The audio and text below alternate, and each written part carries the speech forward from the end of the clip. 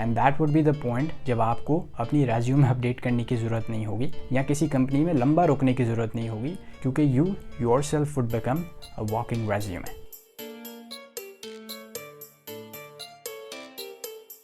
Hello everyone, hope you are keeping well.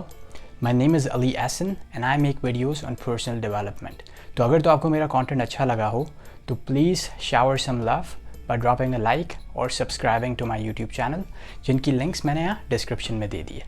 अच्छा चलिए, formalities पूरी हो गई है, so let's talk about today's topic. तो आज हम मेरे एक दोस्त से होने वाली कॉन्वर्सेशन के बारे में बात करेंगे। तो मेरा दोस्त मुझसे 2 साल छोटा है, तो मेरे बाद ग्रेजुएट हुआ था। सो आफ्टर ग्रेजुएशन वो कुछ महीनों तक जॉब्स ढूंढ रहा था और जैसे ही उसे पहली जॉब मिली वो उसने ले ली, क्योंकि इसके अलावा कोई उसके पास और ऑप्शन ही नहीं था। अच्छा, अब I met him when he was already 2 to 3 months into that new job. तो मुझे बता रहा था कि उसकी जॉब कैसी मोनोटोनस है, वो सुबह से शाम एक ही काम कर रहा होता है और इस वजह से वो साइड पे एक और जॉब ढूंढ रहा है और जैसे ही वो उसे मिल जाएगी वो ये जॉब छोड़ के वहाँ पे स्विच हो जाएगा। फिर जब मैं उससे नेक्स्ट टाइम मिला, which was after 4 to 6 weeks, तो मैंने उससे पूछा कि how is the job hunt gone. तो जॉब में उसने कहा कि अब उसने अपना प्लान छोड़ दिया है, वो वेट करेगा इस जॉब पे एटलीस्ट 1 year बिफोर मूविंग। तो मैंने उससे कहा कि हाउ डज़ दैट मैटर, कि तुम अभी कह रहे हो कि तुम 9 से 5 एक ही काम कर रहे होते हो जो कि तुम्हें बहुत बोरिंग लगता है, तो टेक्निकली तुम अपना भी टाइम वेस्ट कर रहे हो और कंपनी का भी टाइम वेस्ट कर रहे हो। तो actually from an efficiency perspective it's better कि तुम अभी मूव हो जाओ रादर देन 1 साल के बाद। तो जवाब में वो कहता है कि अगर वो अभी मूव करेगा तो उसे अपने रेज्यूमे पे लिखना पड़ेगा कि वो अपनी करंट कंपनी में सिर्फ पिछले 5-6 महीने से काम कर रहा है, और वो जब नई कंपनी पे जाके इंटरव्यू देगा तो वो देखेंगे कि यार ये बंदा तो हर 5-6 महीने में मूव करने की कोशिश करता है, तो मे बी ये हमारे लिए लॉन्ग टर्म प्रॉस्पेक्ट नहीं होगा। तो इट्स बेटर कि हम अपना टाइम उस एप्लीकेंट पर डालें जो हमारी कंपनी पे ज़्यादा लंबा टाइम रुकेगा वर्सेस के जो फिर 4-5 महीने में चला जाए। तो इन शॉर्ट मेरा दोस्त माइक्रो लेवल से चीज़ों को देख रहा था कि वो इंडिविजुअली ऐसी क्या चीज़ें करे जिसकी वजह से उसकी रेज्यूमे पे पॉजिटिव इम्पैक्ट पड़े। तो मैंने वहाँ उसे स्टॉप किया और कहा कि let's also look at things from a macro perspective, कि जो हायर करने वाला बंदा है, B it a hiring manager, owner और CEO ऑफ द कंपनी, वो आप में ऐसी क्या क्वालिटीज़ देखेगा जिसकी वजह से वो कहे कि यार इस बंदे को हायर करो। तो लेट्स अज्यूम कि मैं आपका इंटरव्यू ले रहा हूँ और मैं आपसे एक सवाल पूछता हूँ कि tell me what do you do at your work, आप अपने काम पे क्या करते हो।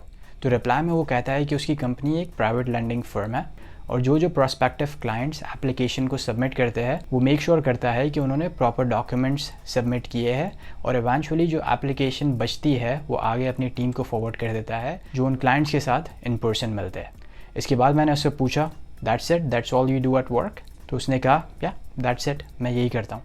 तो मैंने उससे कहा कि वो यहाँ पे गलत जा रहा है। बेसिकली उसने मुझे वर्बैटम बता दिया कि वो अपनी जॉब पे क्या करता है, बट एज एन ओनर मैं ये सुनना चाह रहा हूँ कि वो अपने काम के थ्रू, अपनी सर्विसेज के थ्रू अपने टीम मेंबर्स को, दूसरे डिपार्टमेंट को और कस्टमर्स को कैसे फ़ायदा पहुँचाता है और उनके लिए आसानी क्रिएट करता है जिसकी वजह से कंपनी फ्लरिश करती है। तो अगर तो मैं उसका आंसर फ्रेम करूँ तो मैं ये कहूँगा कि मेरी कंपनी एक प्राइवेट लैंडिंग फर्म है। मैं अपने प्रोस्पेक्टिव क्लाइंट्स के लिए फ़र्स्ट पॉइंट ऑफ कांटेक्ट हूँ। तो जब भी वो अपनी एप्लीकेशन सबमिट करते हैं मैं मेक श्योर करता हूँ कि सारे डॉक्यूमेंट्स पूरे हैं, और अगर तो नहीं है तो मैं उन्हें कॉल करके वो डॉक्यूमेंट्स कलेक्ट करता हूँ।